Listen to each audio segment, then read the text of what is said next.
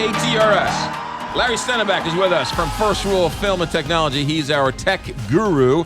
Each and every week we check in with him. Larry, you just told us off the air, this is the coolest thing you've brought us. Absolutely. What is is the it? neatest thing. It's kind of the holy grail that I think all geeks like myself have wanted since they watched Star Trek The Next Generation. All right. And they had holodecks. So multiple times when I've been on the show, I've kind of demoed and kind of talked about virtual reality coming as a big new product for consumers. Well, Right. the consumer products have actually just been released to the consumers, and we got in the very first wave of the release. The Oculus Rift, which is Facebook's competitor, is just a visor. Basically, we've seen that in the past. You sit still, you put on a visor, and you sit still and you play a game. It's neat, and it puts you in a new world, but what makes the HTC Vive, which is the new awesome one, amazing, is that it's what's called room scale VR. And really what that means is that instead of sitting in a chair, this system tracks your hands with controllers that I brought in here. It tracks your body, and it allows you to basically set up a room, like part of your living room, and the whole time you're playing these games and these applications, you literally are moving. Like, for example, a little bit, a couple days ago, and we're going to do another demo, McGraw, we had you in Right. demoing a bow and arrow game. Right. So you have these two controllers, and you're literally reaching behind your head, and you're grabbing an arrow out of a fake quiver. You're pulling the string taut, and as you're doing that, the hand controllers, the things that are tracking your hands, are vibrating, giving you haptic feedback, kind of make you feel like you're pulling a string taut. Oh, you can actually feel. And then you're letting it go at these targets.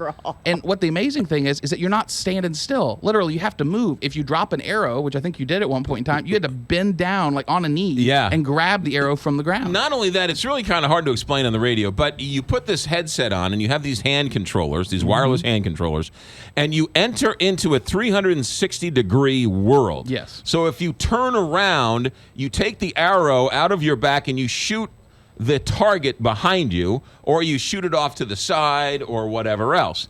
And yes, if you're loading the arrow and you release the button on your hand thing, you drop the button. It's like grabbing. You drop the right. Yeah. It's like you drop. Then you have to kneel down and reach out to pick up the thing. Now, I did it with a bow and arrow, a very simplistic game. But I could imagine playing baseball with this. Absolutely. I could imagine playing basketball, soccer, and not to mention, we even joked about the sex, right? I mean, the virtual reality sex, which is sure to come by. It's already here in Japan. Right. I mean, it's Really? it's freaky. Yeah. It's out there. Well, and the other thing that this is going to usher in is a complete change in the way we consume entertainment. Sure, there's always going to be movies, but this allows us to interact with it. Yeah, he's mountain climbing, actually having to move around. And what's amazing is, and I played this for hours and hours and hours, it's a workout. You can play some of these movies, where you're doing the bow and arrow thing, and there's people shooting back at you, and you're having to dodge, like in real space. And you play it for a couple hours, and you're just drenched in sweat. I mean, it's a great workout. So instead of telling the kids to go outside, you tell them to go play games. All right. So how close to this being on a shelf at Target is this? Actually, you'll probably see this at Best Buy within the next couple months. Really? Yeah, I mean it's essentially out now to consumers. The big thing is that currently it is a little expensive, at least from what I would consider expensive. The headset and all the stuff to set up your room, all the sensors so it knows where you're walking, and the hand controllers is $800. But then you also need a pretty hefty computer that can play games to be able to lift this sort of graphics power and deliver it to... How big of a computer do you need? As long as you have a decent graphics card, I'd say anywhere from $600 to $1,000 computer.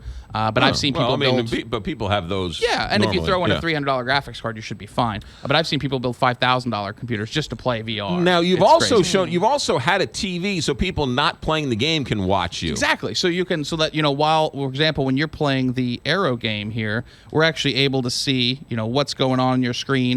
Now the difference is that that's giving you a flat 2D perspective. Right. When you've got the goggles on, it gives you absolutely perft 3D. It's the best 3D movie you've ever seen. You believe you're in the scene. It's It's a holodeck. Really, I mean, from the mid '90s when they had the very first virtual reality things to the max headroom deal. I mean, this is Come a long light way. years away. Oh, yeah. Wow. This is going to change the world. This is really freaky. So- All right. Website to find out more. What's the name of the company? It's What is it? HTC Vive is the name of the product. Is HTC the company that makes phones? They do, and this has been they partner with a company called Steam on Valve, which is the biggest kind of Interesting. computer software. Larry That is Stendebach from First crazy. Rule. Put your lab coat on, head back to the basement. See you guys later. 7:56, Big 550.